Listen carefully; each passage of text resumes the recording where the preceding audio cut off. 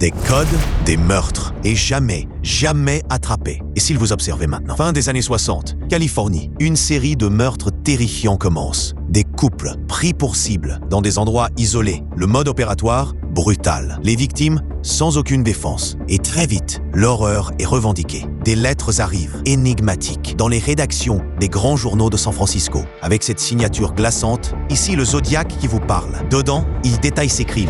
Il se moque ouvertement de la police. Et surtout, il envoie des cryptogrammes, des symboles étranges. Une fois déchiffrés, il révèle des messages glaçants et des menaces. De nouvelles attaques. La panique s'empare de toute la région. Le Zodiac va plus loin. Il menace d'attaquer un bus scolaire. Mais qui est cet homme? Celui qui semble toujours avoir une longueur d'avance. Un portrait robot est diffusé. Des pistes sont explorées, mais le tueur reste insaisissable. Et le détail le plus fou dans tout ça, il aurait gazé des policiers, juste après un meurtre, sans être inquiété. Comment a-t-il pu leur échapper si facilement? Partage ta théorie en commentaire. Les années passent, d'autres lettres arrivent, d'autres codes. Certains ne seront jamais résolus. Et le nombre exact de ces victimes, ça reste encore un débat aujourd'hui. Arthur Leigh Allen, il a longtemps été le suspect numéro 1, mais il meurt avant que sa culpabilité puisse être vraiment prouvée ou écartée définitivement. Des décennies plus tard, l'affaire est toujours ouverte. Alors, le Zodiac est-il mort? A-t-il simplement cessé ses crimes? Ou